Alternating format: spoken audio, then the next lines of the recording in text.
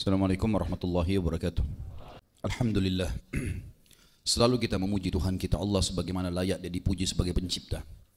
Satu-satunya yang telah memiliki, menciptakan, mengurus dan mengawasi semua yang di langit, semua yang di bumi dan semua yang di kedalaman lautan, tanpa terkecuali dan tidak ada sekutu baginya dalam setiap kegiatannya.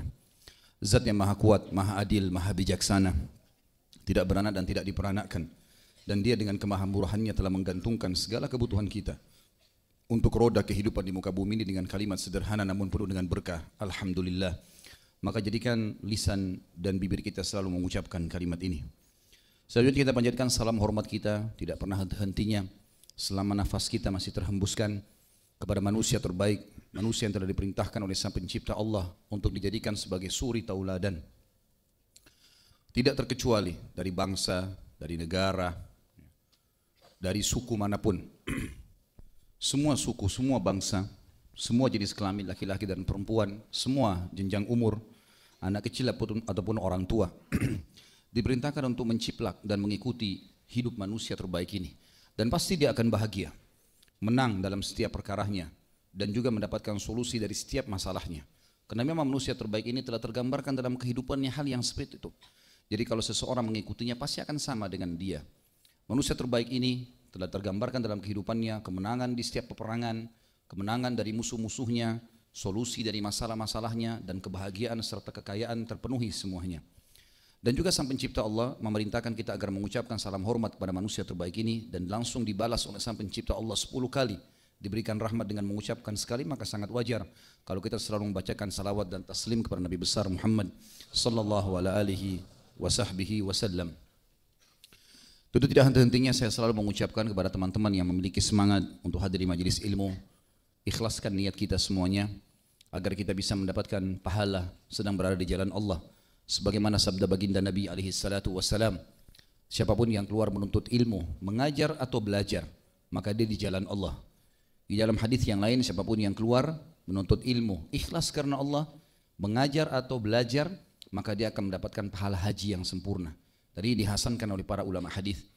Maka ikhlaskan niat teman-teman sekalian, bukan hanya sekedar momen meramaikan masjid atau karena diajak oleh teman atau karena ingin tahu. Itu sangat sederhana. Ambil sesuatu yang lebih besar, mumpung belum dimulai taklim kita, ikhlaskan niat dengan hitungan detik saja. Berharap pahala dari Allah Subhanahu wa taala tanpa harus melihat siapa yang menyampaikan. Karena kebenaran itu akan terucapkan dari seseorang siapapun dia kalau memang dia mengucapkan qala Allah dan qala Rasul alaihi salatu wassalam. Jadi tidak usah melihat siapa yang menyampaikan, tapi apa yang disampaikan. Dan itu yang terpenting dalam kehidupan kita. Serta keikhlasan ini akan mendatangkan efek yang positif. Kalau tiba-tiba sebentar bubar dari majelis atau sementara majelis berjalan, ada sebuah hadis, ada ayat, ada cerita, ada kisah, ada yang bisa menyentuh hati kita, sehingga kita merasa, oh dulu saya pernah berbuat salah. Oh mungkin momennya kebetulan sama kejadiannya dengan kita. Atau mungkin lebih termotivasi melakukan ibadah. Maka itu efek dari majelis ilmu. Itu rahmat yang Allah SWT turunkan dari langit. Kita tidak akan pernah memungkiri, bahkan selalu yakin sepenuh-penuhnya sabda Nabi SAW, sesungguhnya Allah memiliki malaikat-malaikat yang khusus mencari majelis-majelis ilmu. Kemudian kalau mereka menemukan, maka mereka saling panggil satu sama yang lain sehingga mereka memenuhi majelis tersebut sampai ke langit, bersambung sampai ke langit. Di dalam hadis yang lain, baginda Nabi SAW mengatakan tidak ada kaum, atau beliau bersabda sallallahu alaihi wasallam, tidak ada kaum yang berkumpul di rumah Allah membahas ayat-ayat dari kitabullah, dan termasuk tentunya kita mempelajari hukum-hukum Allah di sini, mempelajari para tokoh sahabat yang telah banyak ayat Al-Qur'an turun kepada mereka. Mereka menyaksikan turunnya ayat, mereka mendampingi baginda Nabi sallallahu alaihi wasallam, kecuali akan turun malaikat membawa rahmatnya dari langit. Dalam riwayatnya dikatakan tidak ada seorang penuntut ilmu pun yang keluar ikhlas karena Allah kecuali malaikat akan menaunginya dengan sayapnya karena ridho terhadap apa yang dia lakukan. Dan sekian banyak riwayat tentang masalah menuntut ilmu. Maka oleh karena itu saya mengajak diri saya dan teman-teman untuk ikhlas kepada Allah Subhanahu wa taala. Selanjutnya teman-teman sekalian, saya mengucapkan apa yang diajarkan oleh baginda Nabi SAW, marhaban bi talabatil ilm, selamat datang para penuntut ilmu. Majelis ilmu hanya akan mendatangkan kemuliaan. Buat simbol hidup mulai sekarang, terutama teman-teman yang generasi muda muslim sekarang yang masih belum mencapai umur-umur lansia di mana memang mereka mengenal Islam lebih dini, bangkitkan semangat. Sekarang sudah saatnya hijrah kepada kebaikan. Majelis ilmu ini harus dijadikan sebagai program wajib setiap hari. Dan kita jadikan simbol hidup kita, tidak ada hari tanpa ilmu. Dan tarik semua dalam ibadah nantinya. Tidak ada hari kecuali tanpa tahajud, tidak ada hari kecuali atau tanpa Al-Quran, tidak ada hari tanpa duha. Akhirnya semua program kita akan jalankan dalam kehidupan kita. Dan janji Allah pasti benar. Tinggal tunggu meninggal dalam keadaan baik, maka pasti masuk surga dan khalidina fiha, kekal selamanya di sana. Maka harus dijaga ini teman-teman sekalian. Istiqamah dalam agama adalah sebuah prestasi. Maka selamat datang menuntut ilmu, karena ilmu satu-satunya jalan untuk mendatangkan keimanan. Dan keimanan kalau sudah ada pada diri seseorang di antara kita, maka akan berubah semuanya. Orang buruk jadi baik, penakut jadi pemberani, orang pelit jadi dermawan, dan segala sesuatunya akan menjadi sesuai dengan diperintahkan oleh Sang Pencipta Allah Subhanahu wa taala. Sebelum saya mulai juga, sebentar lagi Ramadan akan datang insyaAllah, dan tablik akbar kita untuk serial sahabat di Ramadan pun tetap berjalan. Di pekan kedua, Sabtu kedua tetap ada, tapi mungkin akan diundur di pagi hari. Akan diundur di pagi hari insyaAllah di pekan kedua Ramadan, ya. Dan kita akan membahas insyaAllah di Ramadan nanti Hudzaifah bin Yaman radhiyallahu anhu, dan pada kesempatan ini kita akan bahas sahabat yang mulia Umair bin Wahab al-Jumahi. Kita akan mulai teman-teman sekalian dari kisah tokoh kita ini, Umair bin Wahab al-Jumahi. Dari namanya tentu Umair bin Wahab al-Jumahi. Umair ini teman-teman sekalian dulunya bergelar di zaman jahiliyah syaitannya Quraisy, mendapatkan gelar syaitannya Quraisy. Jadi dia dulu selevel jahatnya dengan kaum muslimin seperti Umar bin Khattab, seperti Ikrimah bin Abi Jahal, seperti Safwan bin Umayyah bin Khalaf. Orang-orang yang memang luar biasa bencinya dengan Islam gitu. Tapi pada saat ini kita akan lihat bagaimana kebesaran kekuasaan Allah Sang Pencipta yang jauh lebih mengetahui keadaan makhluknya daripada kita semua sebagai makhluk. Allah lebih tahu siapa orang yang pantas diberikan petunjuk dan siapa orang yang tidak pantas diberikan petunjuk, karena Allah sangat mengetahui isi hati manusia. Umair ini teman-teman sekalian diberikan julukan syaitan Quraisy karena dia suka sekali mengatur program harian memerangi Islam. Setiap hari itu perilakunya, nggak ada yang lain. Bahkan dia terkenal orang yang sangat pintar, dia orang pelatih militernya Quraisy, sangat terampil dalam memanah, berpedang, mengatur strategi perang. Bahkan dia sangat mahir khususnya di masalah menilai jumlah pasukan musuh. Padahal zaman itu sulit sekali orang bisa menilai. Tapi sekarang, di zaman sekarang mungkin lebih mudah. Zaman dulu orang sulit. Dia harus naik ke bukit yang tinggi, kemudian dia mengatakan atau dia menilai dari jarak jauh, dan ternyata tepat. Di antaranya adalah yang disebutkan perilaku dia pada saat perang Badar. Orang-orang Quraisy mengatakan kepada Umair bin Wahab, "Wahai Umair, pergilah dan nilailah jumlah Muhammad dan teman-temannya." Maka Umair pun mengelilingi pasukan muslimin di Badar sampai dia naik ke sebuah bukit, lalu kemudian dia kembali dan dia mengatakan jumlah mereka 300. Bisa lebih sedikit tapi tidak kurang dari 300. Dan ternyata betul jumlah muslimin pada saat itu 314 orang. Ini salah satu contoh kejelian dia. Umair ini dia ikut dalam perang Badar, dan ini peperangan yang disebut dalam Al-Quran dengan Al-Furqan, Yaum Al-Furqan, hari pembeda antara kebenaran dan kebatilan. Karena pada saat itu rata-rata pemimpin-pemimpin Quraisy meninggal semuanya, termasuk Fir'aunnya umat ini Abu Jahal, termasuk Umayyah bin Khalaf, termasuk Syaibah bin Rabi'ah, Walid ibn Rabi'ah. Ini semuanya ya mati, dan beberapa tokoh-tokoh Quraisy yang lain. Umair ini saking musuhnya dengan Islam, dia sempat pada saat itu mengajak keempat anak laki-lakinya. Semuanya dimotivasi untuk ikut melawan kaum muslimin. 3 terbunuh di Badar. Yang terbunuh anak dia adalah Jumah, Harith, dan Atiq. Ini meninggal dalam keadaan kafir. Sementara Umair sendiri berhasil memberikan diri, dan ada satu anaknya tertawan oleh kaum muslimin. Namanya Uhaib. Pada saat perang Badar selesai teman-teman sekalian, dan kaum musyrikin dikalahkan oleh muslimin, Umair sempat duduk di sebuah wilayah namanya Hijr di Mekah. Jadi di kota Mekah sendiri ada beberapa, kalau kita mungkin sekarang kelurahan atau kecamatan ya, ada satu wilayah namanya Hijr. Hijr ini lokasi yang elit di Mekah dan selalu digunakan oleh orang-orang Quraisy untuk mengatur strategi memerangi muslimin. Pada saat Umayyah bin Khalaf mati terbunuh oleh Bilal, dan kita sudah ceritakan bagaimana proses terbunuhnya pada saat menceritakan Bilal radhiyallahu anhu yang merupakan tuannya Bilal dulu di Mekah, anaknya namanya Safwan bin Umayyah bin Khalaf. Ini rupanya sepupunya Umair. Jadi ayah Umair Wahab, ya, Umair bin Wahab ini bersaudara dengan ayahnya, dengan Umayyah bin Khalaf ini. Maka dua orang ini sepupu, Safwan bin Umayyah bin Khalaf dengan Umair bin Wahab Jumai, duduk di wilayah Hijr. Lalu mereka merenungi kejadian perang ini. Apa yang sedang terjadi ini? Kok bisa sekian puluh tokoh-tokoh Quraisy, bukan orang biasa yang mati. Bahkan sebagian ahli sejarah mengatakan umumnya yang lolos dari pasukan Quraisy ke Mekah itu adalah orang-orang biasa semuanya. Budak-budak mereka, para kaum wanita, pesuruh-pesuruh, tapi semua tokoh masyarakatnya umumnya mati. Di antara yang bisa lolos hanya orang-orang ini, di antaranya Umair ini. Maka kedua sepupu ini duduk di depan di Hijr, di sebuah tempat, lalu Safwan berkata, sungguh sedih sekali ya, gitu. Sungguh sedih sekali melihat kejadian apa yang terjadi di Badar. Ayahku terbunuh, maksudnya Umayyah bin Khalaf. Sementara anakmu Uhaib tertawan. Dan umumnya tokoh-tokoh Quraisy mati terbunuh. Nama kita rusak di Jazirah Arab. Orang-orang Arab menganggap Quraisy yang kuat, terkalahkan oleh muslimin. Mana lagi jumlah kita 1000, jumlah mereka cuma 300 bisa mengalahkan. Gimana nih? Maka Umair tiba-tiba berkata, wahai sepupuku, dia berkata kepada Safwan, kalau bukan karena hutang-hutangku yang banyak, kalau bukan karena aku membutuhkan seseorang yang bisa menaungi istri dan anakku, maka aku akan menghenuskan pedangku ini dan aku ke Madinah, lalu aku akan membunuh Muhammad. Aku akan membunuh Muhammad. Maka tiba-tiba Safwan menyambut pernyataan Umair tadi. Dia berkata, kalau begitu begini saja, anggap utangmu semua sudah lunas, saya bayarin. Keluargamu saya yang tanggung. Pergilah ke Madinah dan bunuhlah Muhammad. Maka Umair sama Safwan sepakat berdua, tidak ada orang ketiga pada saat itu di Hijr kecuali mereka.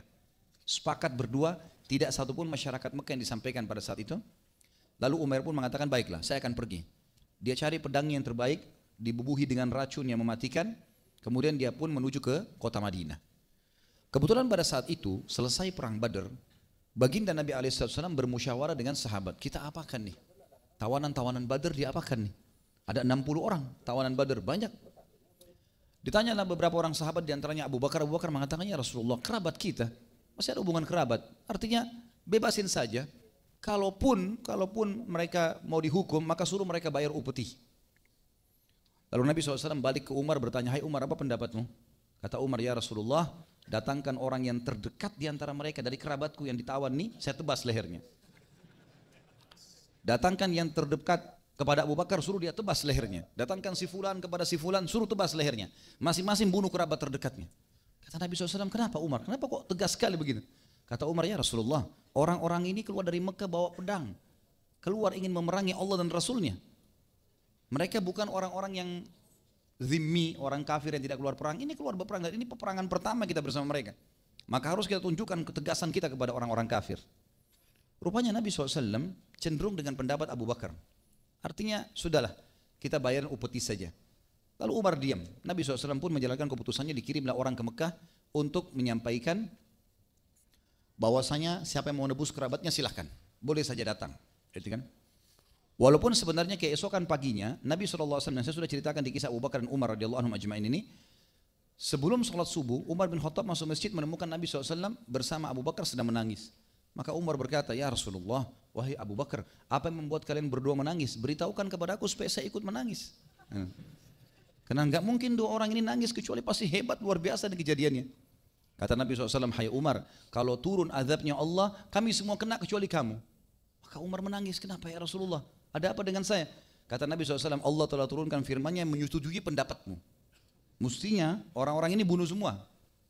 Tapi karena sudah terlanjur, Nabi SAW ambil keputusan, maka sudah. Gitu.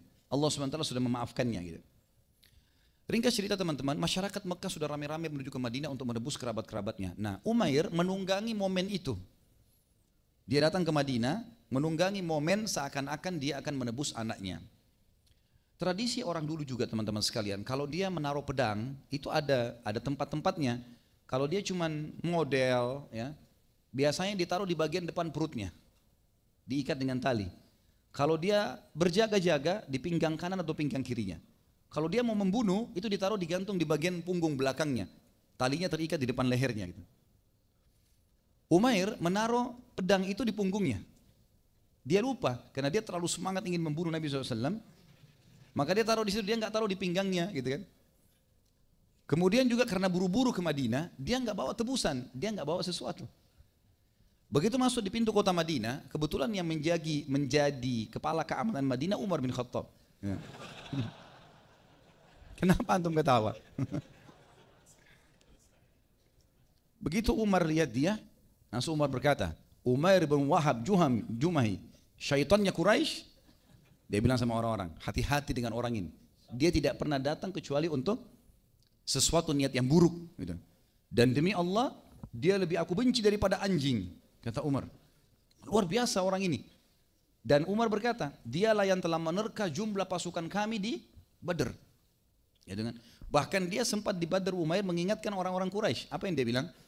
Hai Quraisy, saya sudah menerka jumlah muslimin, 300 orang tidak akan kurang, tapi lebih dari itu sedikit. Dan saya juga sudah naik ke atas sebuah bukit, saya sudah meninjau di sekitar Badr, tidak ada satupun pasukan bantuan dari Madinah. Tapi ketahuilah, pasukan yang seperti ini, jangan terpengaruh dengan jumlah sedikitnya, karena mereka bergantung pada pedangnya. Maka mereka datang untuk mati. Pulanglah, jangan lawan muslimin. Sempat dia kasih saran begitu sebenarnya. Tapi Abu Jahal tetap ngotot pada saat itu dan akhirnya terjadi peperangan. Maka Umar tahu, Umar mengatakan ini orang yang menebak jumlah kita. Sehingga sempat orang-orang musyrik mengetahui jumlah muslimin yang tadinya memang dalam strategi perang tidak boleh tahu jumlah musuh, gitu kan? Tidak boleh kita usahakan jumlah kita tidak ketahuan. Maka Umar bin Khattab mengejar Umair. Umair berusaha cepat menunggang kudanya, tapi Umar sempat menangkapnya. Lalu Umar bin Khattab memegang batang lehernya. Gitu. Dalam riwayat begitu. Umair walaupun dia strategi perangnya hebat, tapi Umar tidak bisa dikalahkan. Umar naik di atas kuda, kakinya sampai di tanah. 2 meter lebih, tangannya saja sudah bisa mematahin leher orang gitu. Maka dalam riwayatnya dikatakan Umar mencekik, memegang batang lehernya Umair, lalu menyeretnya mendekati Nabi SAW sampai ke rumah. Begitu sampai di dalam rumah Nabi SAW, Nabi lihat Umair lagi dicekik sama Umar. Ditanya, kenapa hai Umar? Ya Rasulullah, syaitannya Quraisy datang. Ini pasti niatnya buruk, gitu kan? Izinkan saya tebas lehernya. Kata Nabi SAW, biarkan dia hai Umar, lepaskan. Karena disuruh lepaskan, maka Umar pun melepas. Umair dalam kondisi dilepas seperti itu, dia masih itu kan rasa takut karena Umar sudah ada di sebelahnya. Lalu Nabi SAW berkata, wahai Umair, kenapa kau datang? Dia bilang, hai Muhammad, selamat pagi. Dia bilang begitu. Dalam bahasa Arab biasa sabah, ya. Kalau sekarang ditambah dengan khair, sabahul khair. Orang Quraisy biasa menyebutkan itu. Kata Nabi SAW, kami sudah digantikan dengan kalimat ucapan yang lebih baik. Assalamualaikum. Keselamatan gitu kan. Dia bilang saya tidak tahu masalah itu. Kata Nabi SAW, kenapa kau datang? Dia bilang saya datang seperti datangnya orang-orang lain, ingin menebus anak saya Uhaib yang sedang kalian tawan, gitu kan. Kata Nabi SAW, orang yang datang mau menebus orang lain, yang ditaruh di lehernya harta. Yang kamu taruh sekarang itu pedang. Jujur, kenapa kau datang? Ditanya lagi oleh Nabi SAW. Enggak, benar-benar saya datang untuk tebus anak saya. Lalu kenapa pedang itu? Pedang ini enggak ada gunanya, dia bilang. Setelah kami kalah di Badar, enggak ada gunanya pedang ini. Artinya pedang ini satu mau ngalahin muslimin, bagaimana caranya gitu. Dia mau balikan fakta. Kalian sekarang sudah menang, nama kalian mulai harum, apalah segala macam. Nabi SAW balik bertanya yang terakhir. Hai Umair, jujur, kenapa kau datang? Dia bilang saya mau tebus anak saya. Nabi SAW bilang, wahai Umair, bagaimana pendapatmu kalau saya mengatakan, kamu duduk 3 hari yang lalu, bersama dengan Safwan bin Umayyah sepupumu di wilayah Hijr. Dan sepupumu berkata, Safwan, sungguh menyedihkan ya, kita dikalahkan di Badr. Ayahku mati, Umayyah bin Khalaf, anakmu Uhaib ditawan, dan banyak tokoh-tokoh Quraisy yang mati. Nama kita rusak, semangat kita sudah patah. Gitu kan. Lalu kamu berkata kepada Safwan sepupumu, kalau ada yang membayar utang-utangku, ada yang menanggung istri dan anakku, maka saya akan ke Madinah kemudian membunuh Muhammad. Dan pedang-pedangmu sudah kau letakkan racun untuk membunuhku. Gitu kan. Secara letterlet Nabi SAW tahu ini. Gitu kan. Semuanya ditahu oleh Nabi SAW. Maka Umair tunduk kepala sebentar, lalu kemudian diangkat, dia mengatakan asyhadu an la ilaha illallah wa anna Muhammad rasulullah. Syahadat. Sebagian sahabat yang ada di belakang tidak dengar penjelasan Nabi ini, nggak ngerti kenapa orang ini tiba-tiba syahadat. Gitu kan. Tapi Umar sama yang lain sudah tahu karena Nabi sebutin, pedangmu kau letakkan gini segala macam gitu kan. Maka setelah itu Nabi SAW mengatakan, rangkul teman kalian ini, ajarkan buat dia Islam supaya dia tahu agamanya. Maka Umar bin Khattab berkata, sungguh Umair, mukamu sebelum kau masuk Islam lebih aku benci daripada anjing. Tapi sekarang setelah kau syahadat, kau lebih saya sayang seperti saya sayang sebagian dari anak-anakku. Gitu kan? Itu statement yang masyhur tentang Umar. Maka Umar pun memegangnya lalu diajarin tentang Islam. Sebagian sahabat yang di belakangnya agak jauh tidak tahu apa kejadian, datang bertanya kepada Umair, hai Umair, tadi kau datang kenapa? Bawa pedang, kami lihat kau bawa pedang segala macam. Dan kau sempat ada isu kalau kau akan menebus anakmu. Kenapa kau tiba-tiba syahadat? Dia bilang, demi Allah, yang diucapkan oleh Rasulullah SAW itu tidak ada yang tahu kecuali saya sama Safwan. Dan pasti Allah yang sampaikan kepada dia. Enggak mungkin. Bagaimana bisa ada disampaikan kalau mungkin sekarang orang bisa sadap telepon segala macam lain. Zaman dulu enggak ada. Berarti enggak mungkin, gitu kan? Dan dia berakal sini, dia bisa tangkap itu. Maka saya syahadat justru karena membuktikan tentang kebenarannya. Lalu setelah dia belajar dari beberapa sahabat Islam, dia berkata kepada Nabi SAW, ya Rasulullah, saya dulu sangat benci dengan Islam, sebagaimana anda tahu. Dan saya merasa menyesal kenapa saya perangi dulu anda agama Islam. Dan saya bersyukur kepada Allah karena saya sekarang justru dapat petunjuk. Izinkan saya pulang ke Mekah, saya ingin mendakwahi kaum saya. Kata Nabi SAW, baiklah, silakan pulang. Di Mekah rupanya, Safwan sepupunya ini udah mulai duduk di Darun Nadwa. Karena kan ayahnya Umayyah bin Khalaf, Abu Jahal, pimpinan-pimpinan Quraisy termasuk Abu Lahab segala sudah mati kan. Maka yang datang sekarang menjadi pimpinan mereka kayak generasinya termasuk Safwan dan Umair ini. Maka Safwan berkata, tenanglah Quraisy, sebentar lagi ada berita gembira yang membuat kesedihan kalian kala di Badar sudah hilang. Maksudnya Nabi SAW berhasil dibunuh gitu. Karena dia tahu sepupunya ini hebat gitu kan. Maka setiap orang datang dari Madinah dia tanya, ada kabar enggak di sana? Ada kabar, Quraisy kala di Badar. Dia bilang, saya sudah tahu itu. Ayahmu mati terbunuh, saya udah tahu. Abu Hakam terbunuh, saya udah tahu. Ada yang lain enggak? Enggak ada. Itu saja. Ada satu kafilah datang ditanya lagi. Ini orang-orang yang datang ke Madinah nebus-nebus kerabatnya nih, gitu kan. Terus saja dia tanya, enggak ada berita. Lalu dia tanya terakhir, ada yang bertemu dengan Umair? Gitu kan. Kata mereka, Umair ada di Madinah, sudah sampai Madinah. Safwan senyum, oh berarti sudah ada program nanti, mungkin berhasil. Dia enggak tahu ini sudah belajar Islam gitu. Yang jelas teman-teman sekalian, beberapa waktu kemudian tidak disebutkan hari atau pekan gitu kan. Umair datang. Melihat dari jauh, Safwan langsung sambut dia. Hai Umair, mana beritanya? Gitu kan. Kata Umair, wahai Safwan, bertakwalah kepada Allah. Masuk Islam lah, Islam itu benar. Asyhadu an la ilaha illallah wa anna Muhammad rasulullah gitu. Kata Safwan, apa yang menyebabmu begini? Dia bilang, hidayah, saya sudah tahu ini kebenaran. Kau juga mesti berakal, harus masuk Islam gitu. Mana kebencianmu berasa kau berangkat? Sudah dihilangkan sama Allah. Gitu. Akhirnya Safwan marah. Enggak ada tanggungan utangmu, enggak ada tanggungan keluargamu. Gitu. Kata dia enggak masalah. Gitu. Ini kisah masuk Islamnya dan kisah yang paling banyak diangkat oleh para ahli sejarah dan yang menulis biografi beliau radhiyallahu anhu adalah di poin ini yang paling penting. Seperti itulah kurang lebih. Kemudian Nabi SAW, setelah itu teman-teman sekalian, panjang lebar tentu riwayat, ada beberapa riwayat tapi sama saja ngerucut kepada perilaku yang sama tadi pada saat Umair masuk Islam di tangan Nabi alaihi salatu wassalam. Jadi itu teman-teman bisa ikutin tentunya sampai dari halaman ya kalau di buku kita ini 298 sampai 302 atau 301. Di antara yang disebutkan juga tentang masalah Umair ini, pada saat dia balik ke Mekah, dia mulai berdakwah, tapi ini masih tahun 2 Hijriah ya. Kita tahu setelahnya ada perang Uhud, ada perang Ahzab, ada Khandaq, kemudian ada pembebasan kota Mekah ya. Jadi memang Umair berdakwah tapi secukupnya dan tidak disebutkan banyak kisah beliau berhubungan dengan peperangan-peperangan Nabi SAW karena memang dia tinggal di Mekah. Dan juga di Mekah tidak disebutkan apakah ada orang-orang tertentu yang masuk Islam di tangannya, Allah alam. Tapi yang paling disoroti oleh para ulama adalah pada saat pembebasan kota Mekah. Nabi SAW menembus kota Mekah di tahun 8 Hijriah dengan kekuatan 10.000 orang pasukan, dan Mekah menyerah tanpa ada perlawanan. Karena Nabi SAW dalam strategi perang beliau, dan ini taufik dari Allah SWT, tidak pernah mengiklankan akan kemana. Saya mau jihad gitu ya, silakan siapa yang mau ikut, semuanya pada ngumpul. Jadi pasukan jalan cuma ikuti kuda Nabi SAW, tidak tahu ke arah mana. Cuma ada 2 peperangan Nabi SAW dari sekian banyak peperangan yang beliau iklankan kalau memang mau ke situ, tujuannya itu. Ke Tabuk untuk memerangi Romawi di awal tahun 9 Hijriah, dan di akhir tahun 8 Hijriah, dan perang Khaybar yang sebelumnya lagi untuk menyerang orang-orang Yahudi di Khaybar.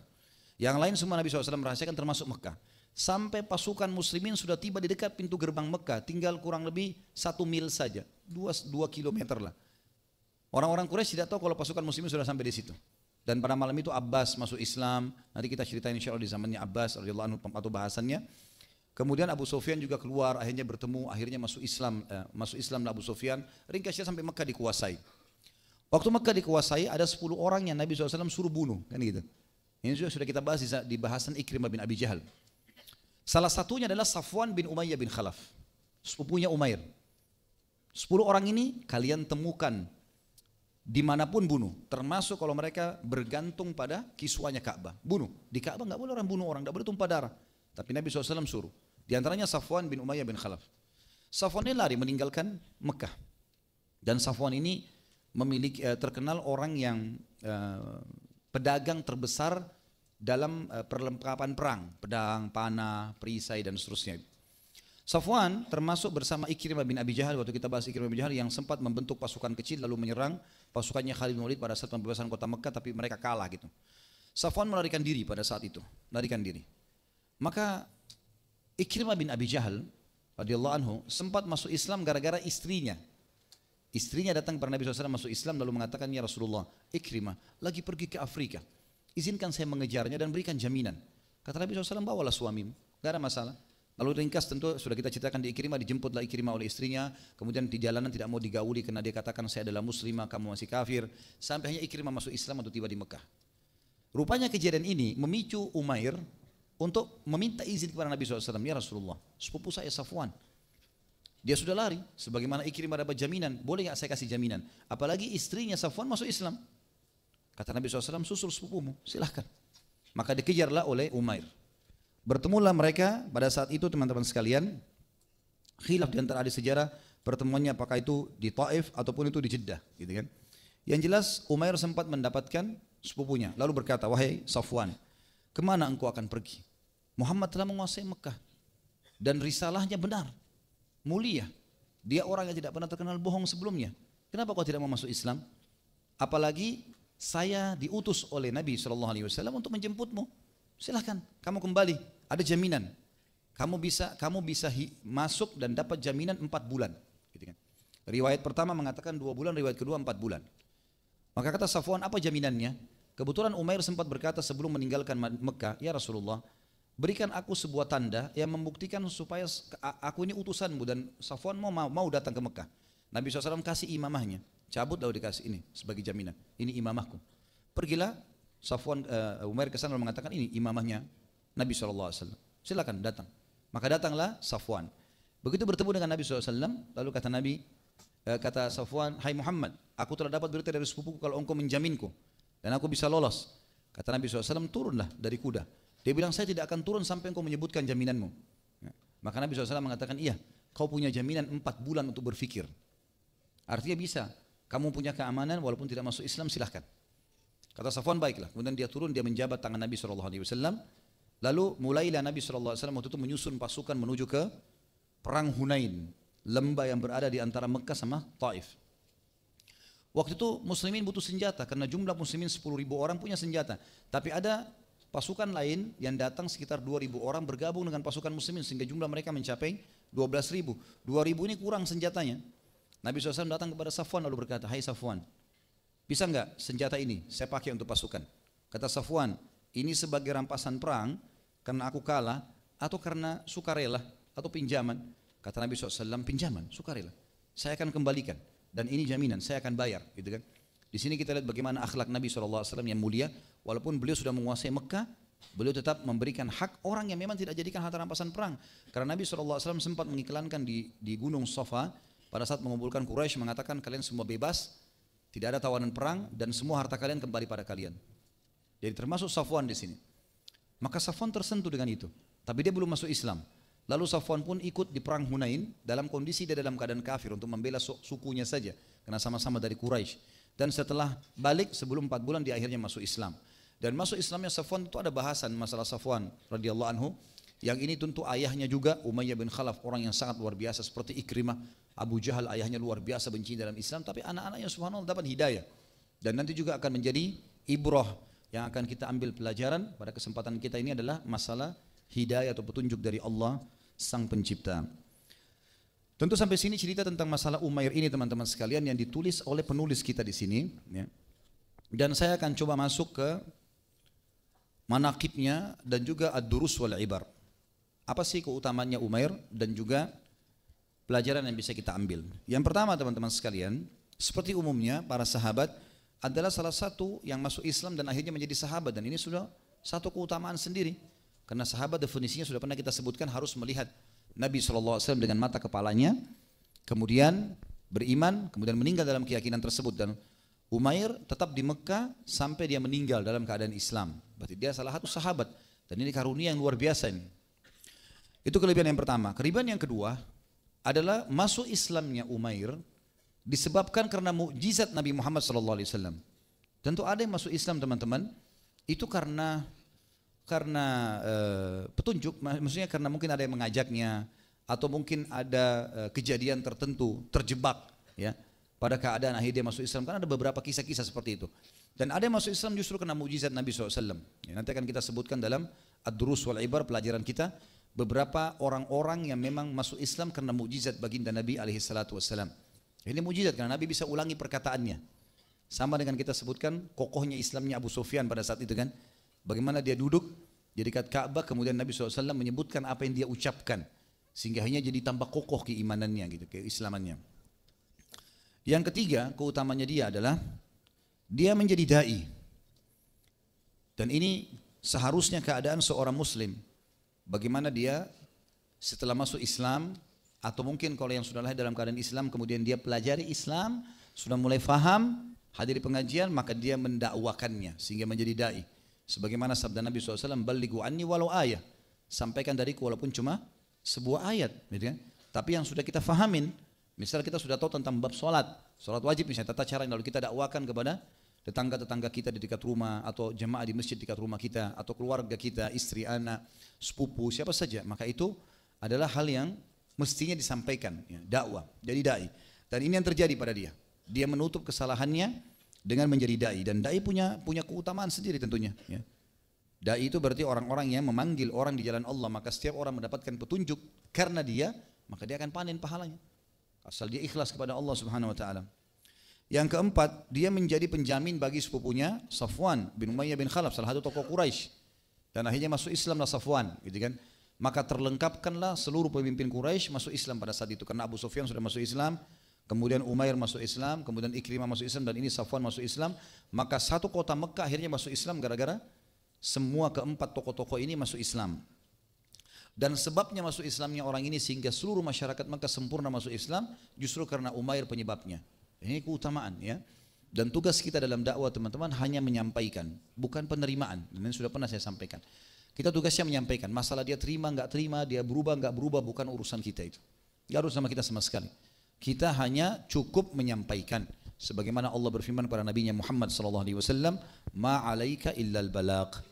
Nggak ada tugas Muhammad Muhammad kecuali hanya penyampaian saja. Kita tidak bisa memberikan apa-apa. Kita cuma bisa menyampaikan, selebihnya terserah Allah Subhanahu wa taala. Kemudian juga yang selanjutnya yang kelima, keutamaannya adalah dia tetap menjadi penduduk Mekah dan menjadi dai di sana sampai hari pembebasan kota Mekah. Artinya tadi menjadi dai sebagai profesi, dan juga dia terus bertahan istiqomah dalam dakwanya itu sampai pembebasan kota Mekah. Bahkan setelah selesai pembebasan kota Mekah dan meninggalnya Nabi SAW pun, Umair tetap memperkokoh Mekah pada saat hari Riddah. Hari-hari di mana orang banyak murtad karena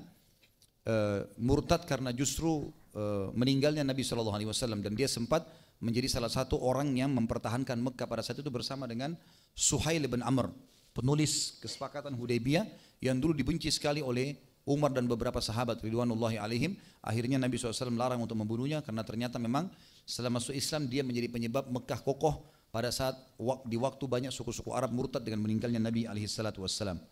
Yang terakhir, yang keenam adalah dia sempat hadir di perang Hunain. Tapi ini tidak disebutkan di dalam buku-buku tentang kiprahnya. Tapi hadir dalam perang Hunain artinya hadir bersama Nabi SAW. Walaupun cuma satu kali peperangan itu yang disebutkan. Dan perang Hunain itu setelah pembebasan kota Mekah, Nabi SAW mendengar suku Hawazim, ada satu suku Arab yang menguasai Taif 60 kilo dari kota Mekah, dan wadi atau lembah Hunain itu jumlahnya banyak sekali, jumlah mereka sekitar 30.000 orang, dan mereka punya pasukan-pasukan yang kuat, ya. Pemimpinnya juga masih muda, ya. Maka kalau tidak salah Malik bin Auf namanya, ya, pemimpinnya yang sangat terkenal dengan kekerasan tubuhnya segala macam, pasukannya besar, gitu. Tetapi tentu muslimin memenangkan peperangan, tapi di awal hari Hunain dikalahkan, dan sempat Umair ikut dalam peperangan ini. Cuma sekali lagi enggak disebutkan kiprahnya, karena di perang Hunain yang banyak kiprahnya adalah Khalid bin Walid, kemudian beberapa sahabat-sahabat Nabi yang lain, dan insya Allah nanti akan ada bahasan tentang mereka. Kita sekarang masuk ke masalah pelajaran yang bisa kita ambil, teman-teman sekalian. Tentu sebagaimana saya sudah pernah jelaskan, ada di antara sahabat-sahabat Nabi yang punya kiprah banyak sekali dalam Islam. Seperti kita pada saat membahas Abdullah bin Mas'ud, kita membahas Abu Bakar, Umar, Uthman, Ali, Talha, Zubair. Kadang-kadang mungkin tabligh akbar kita butuh 4-5 jam untuk menyelesaikan mereka. Tapi ada di antara sahabat memang tidak terlalu banyak yang disebutkan tentang mereka. Maka kita mengikuti arus perkembangan yang ada saja. Yang penting bagaimana kita mengambil pelajaran dari situ. Pelajaran yang pertama adalah keutamaan Islam. Dan bagaimana orang yang betul-betul ikhlas masuk dalam Islam, maka Allah akan tanamkan itu dalam hatinya. Dan Allah pasti akan membukakan untuknya peluang-peluang yang sangat banyak. Misal peluang untuk menjadi da'i, peluang memperbaiki nama-namanya yang lalu, ya. Sebagaimana Umair yang tadinya diberikan gelar syaitan Quraisy bisa berubah menjadi da'i. Yang kedua, dan ini yang kita ingin titik beratkan, adalah mukjizat Nabi Muhammad SAW. Banyak contoh-contohnya selain Umair. Misal Abdullah bin Abbas radhiyallahu anhuma, di mana waktu dia masih berumur kecil, masih anak kecil 10 tahun, Nabi SAW menepukkan telapak tangannya ke dada Abdullah lalu berkata, Allahumma faqihhu fid din. Ya Allah, jadikanlah dia faqih, ulamanya, ya, faqih dalam agama, maksudnya faham dalam agama, jadi ulamanya muslimin. Dan Abdullah bin Abbas itu masih umur 10 tahun. Dan akhirnya Allah SWT kabulkan sebagai mukjizat Nabi SAW, dan akhirnya, ya, jadilah dia ulama. Begitu pula dengan paman ayahnya Abbas bin Abdul Muttalib masuk Islam karena mukjizat Nabi SAW. Nabi SAW berdoa kepada Allah agar Abbas diberikan hidayah. Dan Abbas masuk Islam, dan dia termasuk orang yang terakhir hijrah, terakhir mendapatkan pahala hijrah, karena dia sempat keluar dari Mekah walaupun pasukan muslimin tinggal 1 mil dari pintu gerbang kota Mekah, tapi dia niat hijrah mau ke Madinah. Dia nggak tahu kalau pasukan muslimin sudah datang. Begitu lihat lalu dia syahadat di hadapan Nabi SAW. Kemudian As bin Abil As, anak mantu Nabi SAW yang tadinya menikah dengan Zainab radhiyallahu anha. Waktu Zainab mengikrarkan kenabian Nabi SAW ayahnya, As bin Abil As tidak mau. Lalu Nabi SAW pisahkan mereka. Sampai akhirnya As bin As menjadi tawanan muslimin di salah satu peperangan. Kemudian waktu ditawan di masjid, selalu begitu tradisi Nabi SAW, ditawan di masjid, diikat di dalam masjid, lalu mereka melihat Nabi SAW dan para sahabat sholat, mendengarkan ayat-ayat Al-Quran, mendengarkan penyampaian Nabi SAW wahyu, atau kalau kita katakan hadis-hadis Nabi SAW, dikeraskan suara Nabi sehingga mereka mendengar para tawanan, cuma mereka diikat di tiang-tiang. Nah pada saat itu As bin As sempat tertawan seperti itu, dan dia mengirim surat kepada istrinya Zainab dan mengatakan, hai Zainab, lindungilah aku. Maka pada saat Nabi SAW akan takbir sholat subuh, tiba-tiba ada suara dari saf perempuan mengatakan, aku telah melindungi As bin Abil As. Dan Nabi SAW tahu itu suara Zainab, anaknya. Para sahabat kenal suara anak Nabi SAW. Setelah saya salam, kata Nabi SAW, apakah kalian dengar apa yang saya dengar? Kata mereka, iya ya Rasulullah. Kata Nabi SAW, demi Allah saya nggak tahu sama sekali. Kalau anak saya Zainab melindungi mantan suaminya, dianggap mantan karena masih dalam keadaan kafir. Kecuali dia syahadat maka bisa disatukan walaupun tidak ada akad nikah lagi, gitu kan? Yang terjadi teman-teman sekalian pada saat itu Nabi SAW mengatakan terserah kalianlah, mau diterima atau enggak gitu. Tiba-tiba Zainab mengirim dari saf belakang sebuah kalung, dan kalung ini adalah kalungnya Khadijah radhiyallahu anha, yang Nabi SAW sangat kenal kalung itu. Dan kalung itu dulunya Khadijah hadiahkan waktu Zainab menikah dengan As bin Abi As ini. Lalu diberilah kepada Nabi SAW, maksudnya ini Zainab ingin menebus suaminya, seperti itulah. Maka Nabi SAW sempat meneteskan air mata karena mengingat Khadijah. Lalu beliau mengatakan lagi kalimat, terserah kalian, lakukanlah apa yang kalian lakukan. Maka mereka pun mengatakan, kami membebaskan As bin Abi As karena anda ya Rasulullah. As bin Abi As melihat kejadian tersebut kagum betul, dan dia berapa hari dengar ayat Al-Quran. Maka dia pun izin pulang ke Mekah. Waktu dia pulang ke Mekah, dia kembalikan semuanya hak-hak hak-hak masyarakat Mekah, dan dia bertanya, masih ada hak kalian tertinggal? Kata mereka sudah tidak ada. Karena pada saat Nabi SAW meninggalkan Mekah, yang dipercaya adalah anak mantu Nabi. Karena dia memang jujur, As bin Abi As. Setelah itu dia mengatakan, hai orang-orang Mekah, ketahuilah sesungguhnya aku sudah mengembalikan seluruh hak kalian, dan asyhadu an la ilaha illallah wa anna Muhammadar Rasulullah. Dia masuk Islam, kemudian dia pun ke Madinah. Lalu dia mengatakan di depan Nabi SAW, ya Rasulullah, saya sudah masuk Islam. Asyhadu an la ilaha illallah wa anna Muhammadar Rasulullah. Diulangi syahadatnya di depan Nabi SAW. Lalu dia mengatakan, dan saya tidak ingin masuk Islam pada saat saya ditawan, agar jangan dikira saya masuk Islam justru karena takut dengan pedang. Tapi saya ingin masuk Islam setelah saya balik ke Mekah, dan ceritanya begini ya Rasulullah. Maka Nabi SAW pun mengembalikan dia dengan istrinya Zainab. Itu diantara contoh. Kemudian contoh yang lain adalah Fudalah radhiyallahu anhu. Orang ini setelah pembebasan, Fudalah ini masyarakat Mekah, salah satu penduduk Mekah. Waktu rame-rame masyarakat Mekah masuk Islam, Fudalah pura-pura masuk Islam. Tapi dia jengkel dalam hatinya. Kenapa Mekah bisa direbut oleh kaum muslimin? Dia sempat melihat Nabi SAW lagi berdiri sendirian, melihat keadaan orang-orang tawaf, mau mengatur strategi Mekah gitu. Dia sembunyikan khanjar, pisau yang melengkung namanya khanjar, kemudian dia sembunyikan di bajunya. Lalu dia coba mendekati Nabi SAW. Ya. Pelan-pelan, tapi dia sudah mengikrarkan syahadat di depan Nabi SAW gitu kan. Begitu mendekat, kata Nabi SAW, hai Fudalah, apa niatmu? Gitu kan. Maka dia mengatakan, ya Rasulullah, saya mau mendampingi anda. Kata Nabi SAW, ikhlaskan niatmu. Gitu. Dia mengatakan, saya sudah ikhlas ya Rasulullah. Ya. Kata Nabi SAW, istighfarlah hai Fudalah. Dia mengatakan, astagfirullah. Lalu Nabi SAW letakkan telapak tangan beliau ke dada Fudalah. Gitu kan. Lalu Fudalah mengatakan, demi Allah, waktu diangkat tangan Nabi SAW dari dadahku, lalu aku menemukan Nabi SAW orang yang paling aku cintai. Sebelumnya orang yang aku sangat benci. Maka Fudalah pun mengatakan, ya Rasulullah, tadi seperti yang anda sudah ketahui, saya niat membunuh anda. Tapi demi Allah sekarang anda menjadi orang yang paling saya cintai. Ini mukjizat Nabi SAW gitu kan, terjadi. Tapi ini tidak terjadi pada antum ini. Ya. Jangan bilang saya tepuk dadanya orang langsung dia dapat hidayah, belum tentu. Kalau Allah kuasa mau terima ya, tapi ini mukjizat baginda Nabi SAW. Kemudian juga ada kisah Thumamah. Thumamah ini kepala suku Hanifah. Kepala suku Hanifah ini atau Hanif ya. Suku ini adalah supplier terbesarnya Mekah dari sisi kebutuhan pangan. Ya. Jadi suku Hanifah ini menguasai jalur dari negeri Syam masuk ke Mekah. Dan mereka umumnya semua pedagang. Dan khusus untuk gandum, ya, kurma, gitu-gitu ya. Makanan-makanan pokok pada saat itu semuanya suku Hanifah ini yang pegang. Ada kisah unik di sini. Muhammad bin Maslamah radhiyallahu anhu pernah diutus oleh Nabi SAW untuk menjalankan satu sariyah, menyerang satu suku Arab gitu. Pada saat sudah menang, ya, Muhammad bin Maslamah pulang. Di tengah jalan dia temukan Thumamah ini, tapi dia tidak tahu siapa orang ini.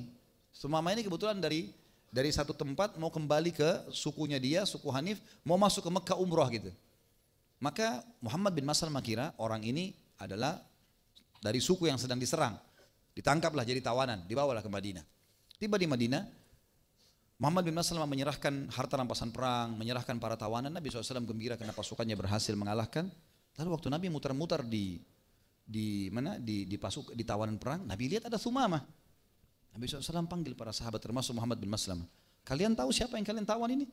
Kata mereka, tidak ya Rasulullah. Yakin tidak tahu? Enggak, itu Thumamah. Siapa Thumamah ya Rasulullah? Thumamah kepala suku Hanif. Perbaiki muamalah dengannya, gitu kan? Perbaiki muamalah dan masukkan dia ke dalam, lebih dekat lagi dengan masjid. Maksudnya di dalam masjid lebih dekat dengan shop solat. Diikatlah di situ. Nabi SAW pada saat sudah sering suruh berikan makanan yang terbaik, kepala suku, kemudian semua tawanan juga dikasih kebaikan tentunya, tapi ini dilebihkan. Kemudian Nabi SAW sering kali karena dia dekat dengan shop didengarkan ayat-ayat tentang Allah, tentang tauhid. Waktu Nabi SAW duduk dalam majelisnya menyampaikan hadis-hadis beliau, menyampaikan tentang hadis-hadis, mengajak orang meninggalkan kekufuran. Thumamah dengar semua itu. Maka satu hari setelah beberapa hari ditawan, Nabi SAW lewat di Thumamah lalu berkata, wahai Thumamah, apa pendapatmu? Kata Thumamah, hai Muhammad, engkau telah menawan orang yang di belakangnya ada orang-orang yang siap menumpahkan darah. Maka kalau kau berbuat baik padanya, maka kau akan mendapatinya orang yang tahu berterima kasih. Nabi SAW tahu maksudnya, artinya kalau saya dibunuh dalam tawanan ini berarti sukuku akan menyerang Madinah. Kalau saya dibebaskan, apa saja kau minta, mintalah, saya akan kasih. Nabi SAW tinggalkan saja dia. Besok lagi hari kedua Nabi SAW mengatakan, hai Thumamah, apa pendapatmu? Dia ulangi lagi, hai Muhammad, engkau telah menahan seseorang yang di belakangnya banyak pedang yang siap membelahnya, banyak darah yang akan tertumpah. Dan kalau kau memaafkannya, maka mintalah apa yang kau minta, karena dia orang yang tahu berterima kasih. Nabi SAW tinggalkan. Maksudnya Nabi itu mau masuk Islam enggak? Hari ketiga juga tidak ada, dikatakan yang sama, tetap dia juga jawab yang sama. Lalu hari keempat kata Nabi SAW, hai Thumamah, saya sebenarnya berharap kau masuk Islam. Tapi kalau kau tidak mau, maka itu hakmu. Silakanlah pergi, kau lepas dari tawanan dan tidak ada tebusan sama sekali. Thumamah ini kepala suku. Dia biasa memimpin peperangan dan dia tahu betul kalau misalnya ada orang ditawan seperti ini pasti akan ada tebusan, nggak mungkin tidak. Karena minta apa saja pasti suku Hanif akan bayar gitu. Maka dia pun tersentuh di situ. Lalu kemudian dia mengatakan, hai Muhammad, saya bebas. Kata Nabi SAW, iya, kau bebas. Maka dia keluar dari pintu gerbang Madinah, diganti bajunya, ya baju dari sukunya diganti, dia mandi segala macam, diganti baju baru, lalu dia masuk, lalu dia mengatakan, hai Muhammad, asyhadu an la ilaha illallah wa anna Muhammad Rasulullah. Dia masuk Islam karena mukjizat Nabi SAW, gitu kan? Nabi berbuat baik dengan dia. Maka dia mengatakan, wahai Muhammad, ketahuilah, sebelum hari ini, kotahmu, wajahmu, agamamu yang paling aku benci. Tapi setelah ini syahadat, maka sekarang kotamu menjadi kota yang paling aku cintai, engkau adalah manusia yang paling aku cintai, dan juga agamamu adalah agama yang aku jadikan sebagai pegangan hidupku. Lalu Thumamah duduk belajar agama Islam. Dia berkata, ya Rasulullah, setelah dia tahu Islam, saya akan pulang ke Mekah. Saya akan pergi, saya ini mau umroh sebenarnya waktu ditawan sama Muhammad bin Maslamah. Apakah saya lanjutkan umroh saya atau tidak? Kata Nabi SAW, lanjutkan saja, enggak ada masalah. Tapi umroh dengan cara Islam. Kata Thumamah, baiklah. Lalu pergilah dia. Waktu dia mau pergi, dia bilang, ya Rasulullah, apakah perlu saya serang Mekah? Kata Nabi SAW, tidak, jangan dulu. Tapi kalau kau ingin lakukan sesuatu yang bisa membuat mereka takut, musuh-musuh Allah, lakukanlah. Kata Thumamah, baiklah. Dia pergi. Pas dia masuk di Mekah, disambut sama tokoh-tokoh Quraisy gitu kan. Mereka anggap ini kepala suku Hanif, supplier terbesar mereka makanan gitu. Maka lagi tawaf, Thumamah bilang, labbaik Allahumma labbaik, labbaik la syarika lak labbaik, innal hamda wan ni'mata lak wal mulk la syarika lak. Sampai sini talbiyah baik, talbiyah sesuai dengan agama Islam. Orang-orang Quraisy menambah dengan kalimat illa syarikan huwalak tamliku wa ma malak. Jadi ya Allah, aku jawab panggilanmu dengan santun, aku jawab panggilanmu dengan santun, tidak ada sekutu bagimu. Sesungguhnya segala puji-pujian kerajaan ya untukmu, tidak ada sekutu bagimu. Sampai sini sunnah, tapi tambahannya kecuali sekutu yang kau miliki ya. Kecuali sekutu-sekutu yang engkau miliki dan engkau kuasai. Maka Thumamah tidak ucapkan kalimat syirik itu gitu ya. Orang-orang Quraisy bilang, hai Thumamah, kenapa kau tidak lanjutkan talbiyahmu? Kata dia, asyhadu an la ilaha illallah wa anna Muhammad Rasulullah. Gempar satu Mekah ini. Kepala suku Hanif masuk Islam. Mereka berusaha menangkapnya, ditawannya. Kata dia, hati-hati. Kalian tahu kekuatan suku Hanif. Ini suku Hanif ini sebelah kota Mekah. Gitu kan? Maka mereka akan menyerang kalian. Awalnya Abu Sufyan, beberapa tokoh-tokoh Quraisy mengatakan kami tidak peduli. Gitu kan? Dia pikir tidak mungkin terjadi. Maka si Thumamah ini mengirim surat kepada sukunya, boikot semua makanan Quraisy. Gak boleh ada makanan boleh masuk. Mereka ikuti. Gak ada suku. Dalam 3 hari saja habis. Gak ada gandum, gak ada kurma, gak ada makanan, gak ada makanan. Dan pasukannya Hanif, suku Hanifah ini menahan semua kafilah yang mau masuk ke Mekah untuk berdagang. Melihat kejadian tersebut, Abu Sufyan datang. Hai Thumamah, apa yang kau lakukan? Siapa suruh tawan? Baiklah, kami minta maaf. Gak bisa. Cara minta maafnya gampang. Mau? Dia bilang iya. Kamu harus ke Madinah. Minta maaf dengan Nabi SAW. Kalau Nabi maafin kamu, aku lepaskan. Kalau enggak. Abu Sufyan jadi malu ini. Orang-orang Quraisy. Ini waktu itu baru pulang dari perang Ahzab, menang dari peperangan gitu kan. Maksudnya pasukan besar pernah menyerang Madinah. Tapi tidak ada lagi pilihan lain, maka dia ke Madinah. Dia berusaha menyampaikan maaf kepada Nabi SAW. Lalu Nabi mengatakan suruh Thumamah melepaskan boikotnya itu. Maka terlepaslah. Tapi saksi bahasan masuk Islamnya Thumamah dengan mukjizat baginda Nabi SAW. Begitu pula dengan kisahnya Syaibah bin Uthman bin Abi Talha di perang Hunain. Ya. Ini juga orang Syaibah bin Uthman ini mau membunuh Nabi SAW. Sama proses kasusnya. Hampir sama tadi dengan kisahnya Fudalah. Dia menyembunyikan pisaunya, dia pura-pura masuk Islam. Lalu Nabi SAW dan Nabi mengatakan, sedang apa kau hai Syaibah? Ya, Syaibah bin Uthman ya, bin Abi Talha. Dia mengatakan, saya sedang istighfar ya Rasulullah. Kata Nabi SAW, istighfarlah yang sebenarnya. Maka dia istighfar 2 kali, 3 kali sampai Nabi SAW meletakkan tangannya di dadanya, lalu kemudian diangkat dan dia mengatakan, demi Allah setelah Nabi SAW mengangkat tangannya maka dia menjadi orang yang paling aku sukai. Begitu pula dengan kisah yang masyhur, kisah tentang Umar bin Khattab yang sudah kita tahu sama-sama gitu kan. Bagaimana dia pada saat keluar dari rumahnya memakai baju perangnya, pakai pedangnya, dan tujuannya ingin membunuh Nabi SAW. Tujuannya ingin membunuh Nabi SAW. Ya. Umar bin Khattab keluar dan ditahu kalau Umar sudah pakai baju perang berarti ada target dan dia tidak akan pulang sampai musuhnya mati atau dia mati.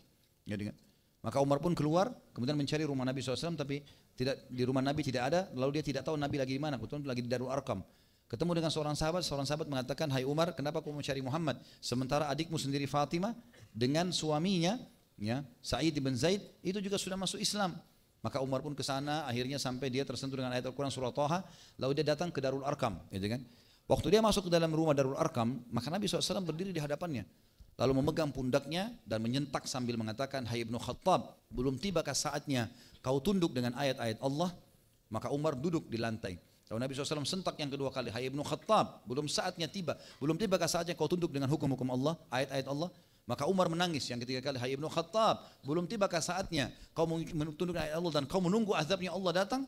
Maka Umar pun mengatakan, asyhadu an la ilaha illallah wa anna Muhammad Rasulullah, dan sekian banyak kisah yang mirip seperti ini. Ya, sekian banyak seperti masuk Islam Naim bin Mas'ud, banyak yang lain-lain tentunya yang merupakan masuk Islam mereka karena mukjizat dari baginda Nabi alaihi salatu wassalam. Yang ketiga teman-teman sekalian, pelajaran yang bisa kita ambil, tentu pelajaran pertama tadi tentang pentingnya Islam, luasnya Islam, orang sudah masuk Islam diberikan kesempatan, bisa menjadi orang berprestasi, tadinya musuh Islam bisa jadi dai, bisa jadi ulama. Kemudian masuk mukjizat Nabi SAW dengan masuk Islamnya beberapa orang justru melalui beliau. Yang ketiga adalah keutamaan orang yang bergerak dalam membela kebenaran dan memperbaiki sesuatu yang telah lalu dari masa jahiliyah. Saya sarankan teman-teman semuanya yang pernah terjerumus dalam kesalahan, jangan berputus asa teman-teman. Islam gak kenal putus asa. Islam gak kenal kata-kata saya sudah terlanjur. Islam tidak kenal kata-kata kalah dalam Islam, tidak ada. Bahkan Nabi SAW dengan tegas mengatakan, kalau di tangan kalian ada bibit, besok kiamat tanam. Agama bergerak, agama Islam ini agama yang memotivasi orang untuk maju. Gitu kan? Enggak ada kata-kata dulu saya sudah terlanjur begini, sekarang saya kecil hati, tidak. Saya sarankan teman-teman membaca, mendengar, dan insya Allah akan terbit dalam bentuk buku nanti. Ceramah saya yang judulnya Iyah, inilah aku sekarang. Itu memang saya khususkan bagi teman-teman yang dulu pernah punya masalah, kemudian sekarang taubat. Jadi kalau kita sekarang ketemu dengan teman SMA, teman SMP, atau teman kuliah dulu, atau teman kantor, kita dulu nakal sekali, luar biasa, segala macam kesalahan kita lakukan. Lalu mereka mengatakan, kamu berubah ya sekarang, kamu alim. Iya, inilah aku sekarang. Jawabannya harus jelas. Dan tidak usah malu teman-teman sekalian. Begitu ada teman-teman SMA, kopiahnya dicabut. Hah? Sembunyi kopiah di kantong. Kenapa? Hah? Malu. Ada yang bicara jenggotnya sengaja disembunyi. Kenapa ini? Akhwatnya ketemu sama teman-temannya buka jilbab. Atau buka cadar, atau mungkin pada saat ngobrol tadinya dia sudah paham nih, nggak boleh gibah orang, tapi karena ketemu teman-teman lama sudahlah nggak apa-apa gosip, nggak boleh. Sekarang kita saatnya mengubah itu. Iya, inilah aku sekarang. Itu tiga jam kalau nggak salah tablik akbar itu di kota Makassar bahasannya, dan saya sarankan teman-teman mengikuti ceramah itu agar bisa berbesar hati untuk bisa menerima keadaan kita sekarang dan tidak malu dengan keadaan perubahan ini.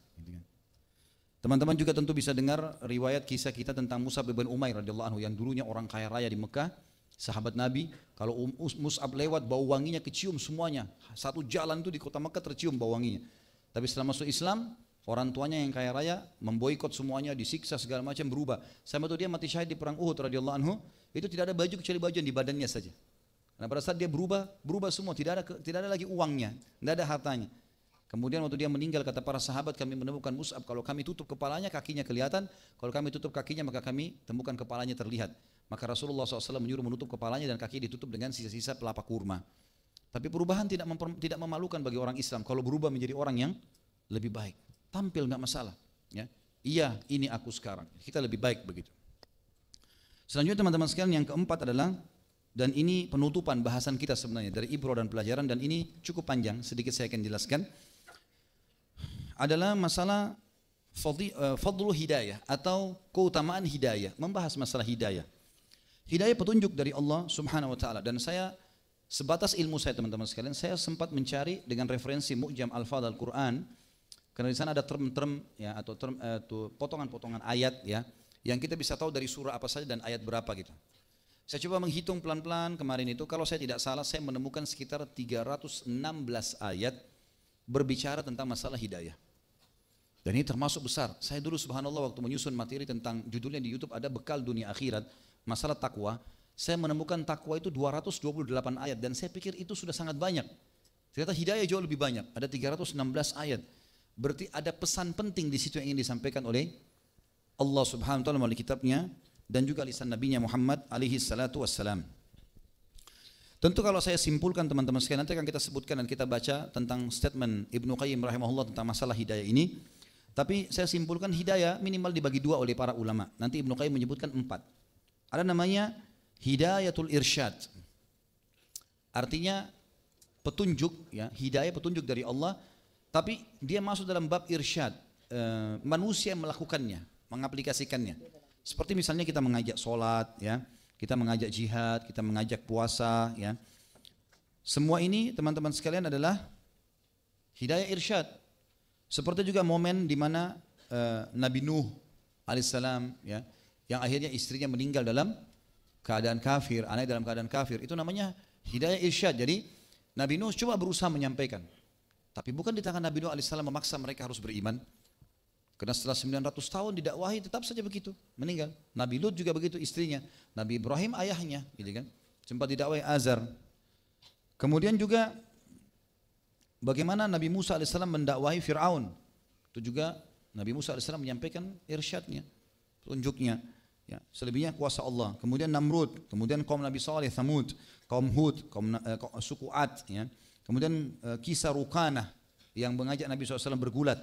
Ini semua adalah irsyad. Nabi SAW ajak dia tantang Nabi bergulat, Nabi mengatakan iya, gitu kan. Tapi ternyata dia tidak mau. Kemudian ada kisah yang unik adalah kisah Tanuhi. Ya.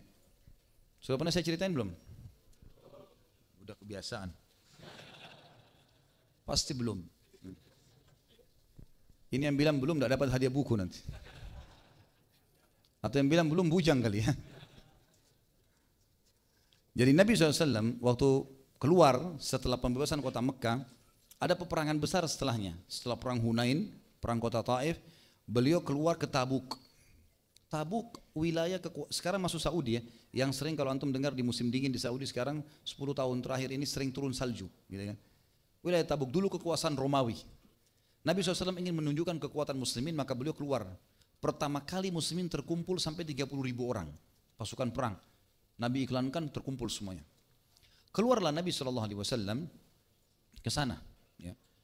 Dan waktu itu kebetulan musim panas. Dan surah At-Taubah awal-awalnya menceritakan tentang pembebasan kota Mekah dan bagaimana akad dengan musyrikin. Pertengahan surah At-Taubah itu berbicara tentang membongkar, menceritakan perang Tabuk dan membongkar kedok orang-orang munafik. Jadi teman-teman kalau mau lebih jauh bisa ikuti di YouTube ceramah saya tentang perang Tabuk, tapi saya coba simpulkan saja. Nabi SAW waktu ke sana, yang jadi raja pada saat itu Romawi, kaisarnya adalah Herakl. Dan Herakl ini pernah masuk Islam. Waktu surat Nabi SAW tiba di tangannya dulu, waktu awal-awal, waktu Nabi SAW kirimin surat para raja-raja sampai di tangan dia, dan dia sempat bertanya kepada Abu Sufyan. Dia bilang waktu surat Nabi SAW tiba dulu waktu awal-awal, ya, waktu selesai perang Badr, Nabi SAW menyurat kepada tokoh-tokoh dunia gitu kan. Pada saat itu teman-teman sekalian, kata Herakl, datangkan kepada saya orang-orang Arab, turunan Arab yang dari kota Mekah. Kebetulan Abu Sufyan waktu itu datang dari negeri Syam gitu kan. Lalu Herakl bertanyalah banyak hal dengan dia. Nanti kita ceritakan di kisah Abu Sufyan. Yang jelas Herakl sempat bertanya banyak hal gitu kan, siapa dia, bagaimana keadaannya, jalur nasabnya, gitu kan, bagaimana keadaan kalian dengan dia, semua dijawab jujur oleh Abu Sufyan, gitu kan. Kalau dia punya jalur nasab yang baik, dia orang yang terpercaya dan seterusnya, dan peperangan terjadi antara kami dengan dia, sekali menang sekali kalah. Kesimpulannya kata Herakl apa? Kalau betul yang kau ucapkan itu, maka dia adalah nabi yang disebutkan dalam Injil, dan kalau betul yang kau ucapkan, maka pasti dia akan menguasai apa yang di dua telapak kakiku ini. Abu Sufyan waktu itu pertama kali tersentuh Islam dalam hatinya gara-gara perkataan Herakl ini. Yang jelas teman-teman sekalian, Herakal kumpulkan para pastor-pastor pada saat itu, kemudian mengajak mereka untuk masuk Islam, tapi mereka menolak. Padahal sebenarnya sempat Herakal mengucapkan syahadat. Maka Herakal pun murtad kembali dari Islam. Jadi Herakal sudah tahu kebenaran Nabi alaihissalam. Waktu pasukan Nabi SAW tiba di Tabuk, Herakal dengar yang datang adalah Nabi SAW dan dia tahu ini Nabi. Maka dia berkata kepada pasukannya, saya akan utus seseorang menemui orang ini, tapi saya sudah tahu orang ini Nabi.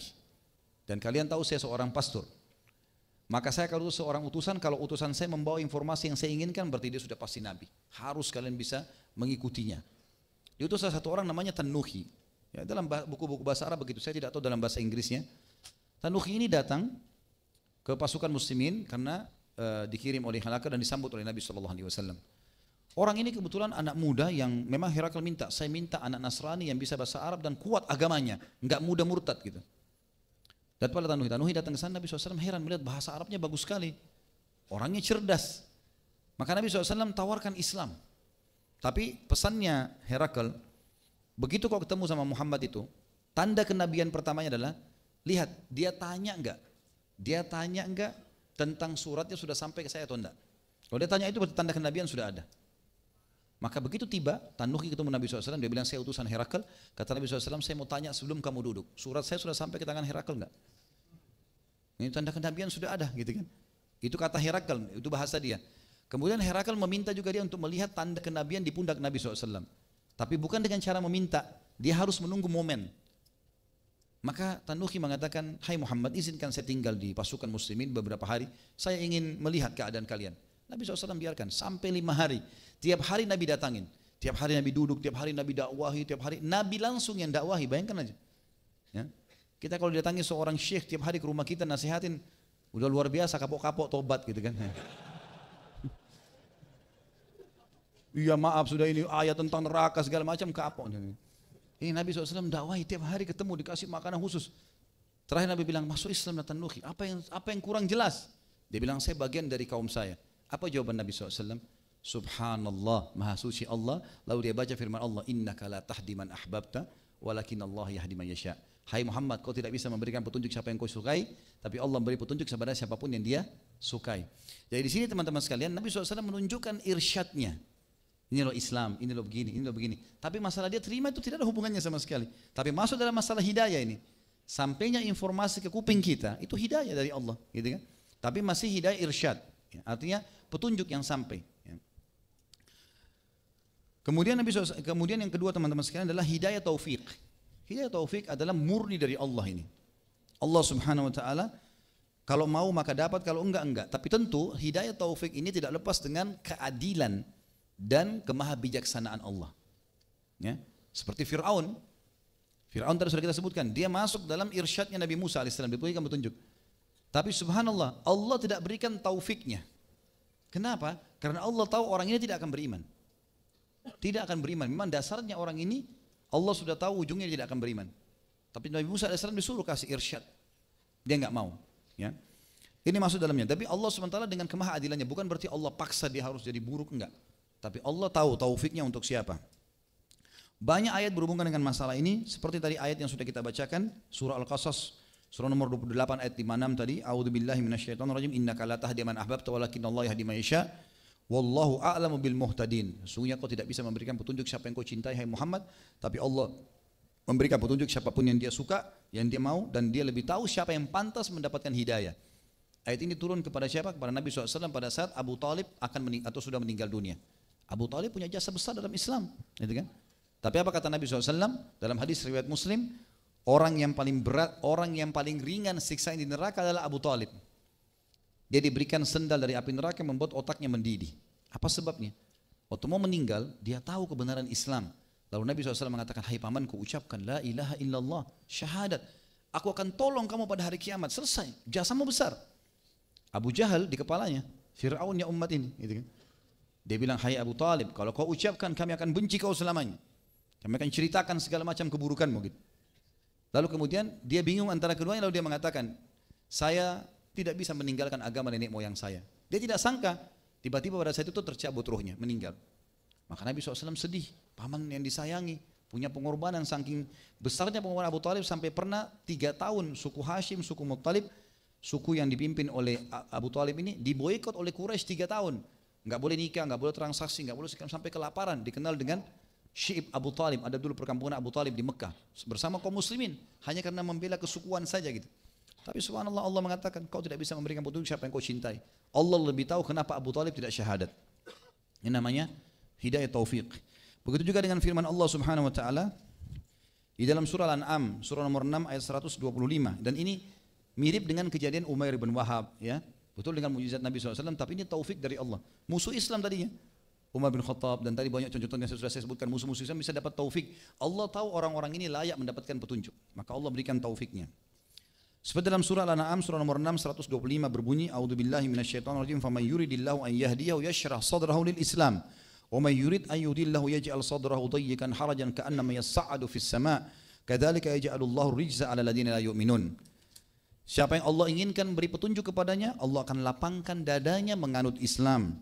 Dan siapa yang Allah ingin sesatkan, maka Allah akan membuat dadanya sempit dan dia seakan-akan sedang menuju atau tertekan ke langit. Ya. Begitulah Allah memberikan kehinaan kepada orang-orang yang tidak beriman.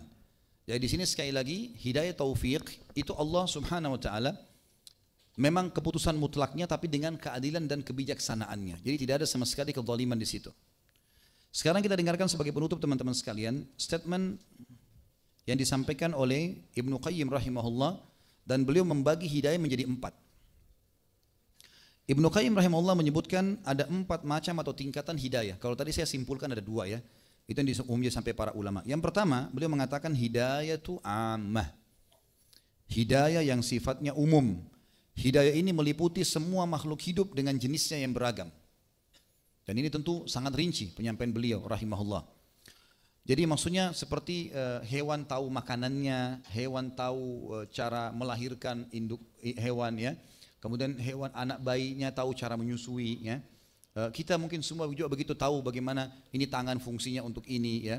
Kemudian dan seterusnya mata melihat, telinga mendengar dan ini semua namanya hidayah ammah, dan ini masuk dalam seluruh makhluk tidak terkecuali. Yang kedua adalah hidayatul bayan wad dalalah wat ta'rif wal irsyad.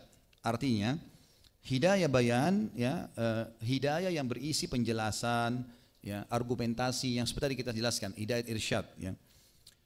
Kata beliau ini semua bisa dilakukan oleh siapapun yang memiliki kemampuan menyampaikannya. Ini yang dimaksud dalam firman Allah Subhanahu wa taala dalam surah Asy-Syura surah nomor 42 ayat 52. A'udzubillahi minasyaitonirrajim wa innaka latahdi ila siratim mustaqim. Sesungguhnya kamu benar-benar akan memberi petunjuk kepada jalan yang lurus. Artinya kita punya peluang untuk menyampaikan kebaikan-kebaikan kepada orang. Itu namanya hidayah irsyad. Allah juga yang memudahkan kita memahami dan kita bisa menyampaikan. Setiap muslim yang menyuruh pada kebaikan, ketaatan atau amal soleh adalah seorang da'i kepada hidayah. Selain itu hidayah juga dapat diperoleh dengan kitab atau dari kitab bacaan maupun kitab visual sekarang. Yang ketiga, hidayah taufik wal ilham ya. Artinya taufik tadi yang kita jelaskan ya, hanya mutlak dari Allah. Ini merupakan kekhususan Allah Subhanahu wa taala, tidak ada yang memilikinya kecuali Allah Subhanahu wa taala. Ia memberi hidayah kepada siapa yang ia kehendaki tanpa ada campur tangan pihak lain, sekalipun Nabi Muhammad SAW. Sebagaimana dalam firman Allah dalam surah Al-Baqarah, surah nomor 2 ayat 272. Yang bunyinya, A'udzubillahi minasyaitonirrajim, laisa 'alaika hudahum walakinallaha yahdi may yasha. Bukanlah kewajibanmu menjadikan mereka mendapat petunjuk, akan tapi Allah lah yang memberi petunjuk, maksudnya memberi taufik siapa yang dikehendakinya. Karena hati berada di tangan Allah Subhanahu wa taala dan ia dapat membolak-balikkan sekehendaknya. Hidayah taufik ini juga dan ilham, kata Ibnu Qayyim rahimahullah, memiliki 2 tingkatan. Ini lagi dibagi 2. Hidayah yang ketiga ini, taufik dan ilham ini yang Allah berikan taufiknya, ya Allah mudahkan dia untuk itu. Ada 2 macam. Hidayah taufik yang pertama, hidayah taufik dari kekufuran dan kesyirikan menuju Islam dan tauhid. Ini seperti kasus Umair tadi. Ini sebabnya kita ambil pelajaran ini ya. Karena memang Allah SWT mengeluarkan dia dari kekufuran. Bisa saja Allah buat dia mati, dibunuh oleh kaum muslimin. Umar bin Khattab bisa tebas lehernya tadi. Tapi subhanallah Allah buat Nabi SAW menyuruh Umar untuk berhenti mencekiknya atau menariknya. Kemudian ditanya oleh Nabi SAW, Nabi juga bisa permalukan. Tapi dia diberikan taufik oleh Allah untuk mengucapkan syahadat. Dan syahadat ini menyelamatkan orang dari kekufuran kan gitu. Sebagaimana kita ceritakan juga tentang kisah Hindun kan, istri Abu Sufyan pada saat Nabi SAW menyuruh membunuhnya, tiba-tiba Nabi dengar suaranya di barisan perempuan, lalu Nabi bilang Hindun, dia mengatakan asyhadu an la ilaha illallah wa anna Muhammad Rasulullah. Dia selamatkan dirinya dengan syahadat gitu. Hidayah ini diperoleh oleh seseorang yang sebelumnya kafir dan musyrik dengan mengucapkan 2 kalimat syahadat beserta segenap ketentuan dan persyaratannya. Allah Subhanahu wa taala berfirman dalam surah Al-Imran, surah nomor 3 ayat 20. A'udzu billahi minasyaitonir rajim. Wa qul lil ladzina utul kitaba wal ummiyina aslamtum fa in aslamu faqad ihtadaw wa in tawallaw fa innama 'alaikal balagh wallahu basirun bil ibad. Katakanlah hai Muhammad kepada orang-orang yang telah diberi Alkitab, Yahudi dan Nasrani, dan kepada orang-orang yang ummi, orang-orang yang belum pernah membaca kitab atau tidak tahu. Apakah kalian mau masuk Islam? Jika mereka masuk Islam, sesungguhnya mereka telah mendapat petunjuk. Dan jika mereka berpaling, maka kewajiban kamu hanyalah menyampaikan ayat-ayat Allah, hai Muhammad, dan Allah maha melihat akan hamba-hambanya. Hidayah ini dapat menyelamatkan seseorang dari kekekalan dari api neraka meskipun ia pernah terjatuh dalam lembah dosa dan jurang kemaksiatan. Apabila Allah Subhanahu wa taala menghendaki, Allah yang maha suci dan maha tinggi akan mengampuni dosanya meskipun ia meninggal sebelum sempat taubat. Artinya dengan syahadat tetap disiksa di neraka dengan dosa-dosanya, tapi dia akan masuk ke dalam surga. Allah berfirman dalam surah An-Nisa, surah nomor 4 ayat 48, A'udzu billahi minasyaitonir rajim. Innallaha la yaghfiru an yushraka bihi wa yaghfiru ma duna dzalika liman yasha wa man yusyrik billahi faqad iftara itsman 'azima. Sesungguhnya Allah tidak akan mengampuni dosa syirik, dan dia mengampuni segala dosa selain syirik itu bagi siapa yang dikehendakinya. Barang siapa yang mempersekutukan Allah, maka sungguh ia telah berbuat dosa yang besar. Tidak ada sesuatu pun yang dapat mencabut hidayah ini melainkan apabila seseorang melakukan salah satu pembatal keislaman dan ketauhidan yang telah dirinci oleh para ulama dalam kitab-kitab akidah. Yang kedua tadi itu ya, hidayah taufik Allah berikan kepada orang kafir masuk Islam, seperti kasus Umair. Sekarang yang kedua adalah hidayah taufik, kata Ibnu Qayyim, dari kebid'aan, bid'ah, perbuatan-perbuatan yang dikarang-karang, menuju ke sunnah, dan dari kemaksiatan menuju ketaatan, dan dari dosa menuju ke ibadah. Artinya orang sudah muslim tapi Allah selamatkan dia. Allah sampaikan ke telinganya tentang petunjuk-petunjuk yang benar, dalil-dalil wahyu. Hidayah ini merupakan hidayah yang paling utama. Ini yang diinginkan oleh Allah SWT dan Rasulullah SAW. Ini juga yang seharusnya dicari oleh seorang hamba. Dengan hidayah ini, seorang hamba berlomba meraih pahala yang besar, kedudukan yang tinggi di sisi Allah Subhanahu Wa Taala dan surga dambaan setiap hamba. Tidak semua orang yang telah diberi hidayah kepada Islam bisa mendapatkan hidayah untuk mengamalkan Islam sesuai dengan sunnah Rasulullah SAW.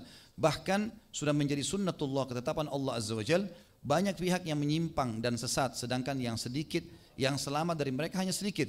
Cermatilah berita Nabi SAW dalam hadis yang masyhur, hadis yang diriwayatkan oleh Tirmidzi dan dihasankan oleh Syekh Albani rahimahumullah. Rasulullah SAW bersabda, wa taftariqu ummati ala 73 millah kulluhum fin nari illa millatun wahidah. Qalu wa man hiya ya Rasulullah? Qala ma ana alaihi wa ashabi. Umatku akan terpecah menjadi 73 golongan. Semuanya pasti masuk neraka. Maksudnya masuk neraka dulu, nanti masuk surga karena perbuatan-perbuatan bid'ah yang mereka lakukan. Kecuali satu golongan masuk surga tanpa hisab nih. Maka beliau ditanya oleh para sahabat, siapa mereka satu golongan itu ya Rasulullah? Beliau bersabda sallallahu alaihi wasallam, golongan yang berada di atas apa yang aku dan para sahabatku berada di atasnya. Selesai. Rasulullah dan sahabat kerjakan, kita kerjakan. Tidak usah dikerjakan. Agama sudah sempurna. Ini orang yang selamat. Hanya satu golongan yang dinyatakan selamat dari kesesatan. Mereka adalah orang-orang yang senantiasa di atas sunnah Rasulullah sallallahu alaihi wasallam. Hidayah ini merupakan konsekuensi dari hidayah taufik yang pertama. Setiap orang yang telah mengucapkan 2 kalimat syahadat dan memeluk agama Islam harus mempelajari dan mengamalkan Islam sesuai dengan bimbingan sunnah Rasulullah sallallahu alaihi wasallam. Dia harus mengaplikasikan Islam secara kafah dalam kehidupannya, sebagaimana Allah berfirman dalam surah Al-Baqarah surah nomor 2 ayat 208. A'udzu billahi minasyaitonir rajim. Ya ayyuhalladzina amanu udkhulu fis silmi kafatan wa la tattabi'u khutuwatis syaitan innahu lakum aduwwum mubin. Wahai orang-orang yang beriman, masuklah kamu ke dalam Islam secara keseluruhan dan janganlah kamu ikuti langkah-langkah syaitan. Sesungguhnya syaitan itu musuh yang nyata bagi kalian. Yang keempat teman-teman sekalian adalah yang terakhir, hidayah untuk dapat masuk ke dalam surga.